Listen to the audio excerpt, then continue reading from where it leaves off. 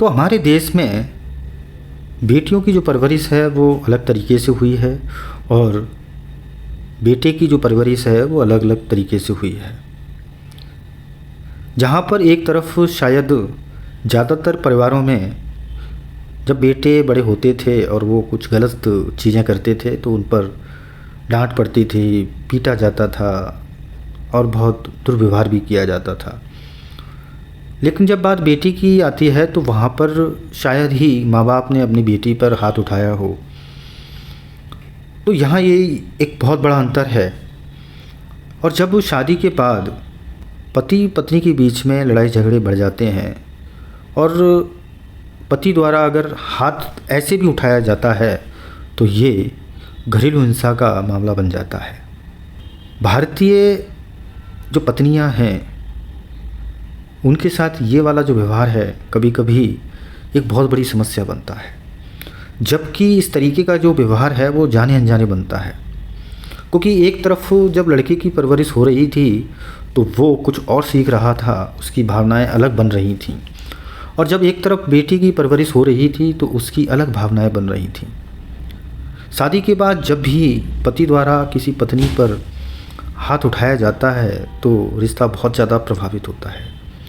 लेकिन पारिवारिक समस्याओं पर काम करते हुए हमने ज़्यादातर इस समस्या को कॉमन ही पाया और ज़्यादातर पति की तरफ से कभी भी पत्नी के ऊपर इंटेंशनली हाथ नहीं उठाया। ये एक मनोवैज्ञानिक दुष्प्रभाव है जो कभी कभी पति और पत्नी के बीच में देखे जाते हैं और ये पूरी तरह से जाने अनजाने हैं।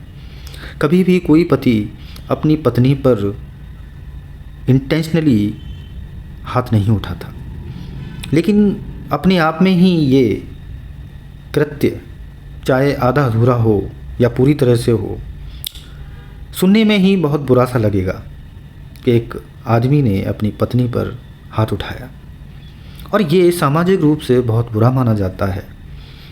और इसका एक फीमेल पर्सन पर अलग तरीके से प्रभाव पड़ता है जो किसी के प्रेम में या रिश्ते में एक बहुत बड़ा महत्व रखता है, जिससे भावनाएं एक दूसरे के प्रति और प्रबल बनती हैं।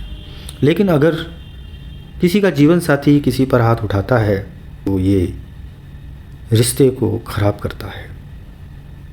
लेकिन गौर करने की बात यह है कि शादी में दो पक्षकारों द्वारा इस तरीके का जो व्यवहार है वो संयोगवश है।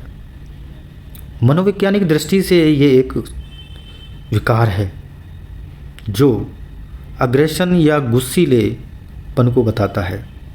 और ऐसी स्थिति में जब कोई इंसान किसी के कृत्य से जब इरिटेट करने लगता है तो वो अपने व्यवहार में हिंसा ला सकता है।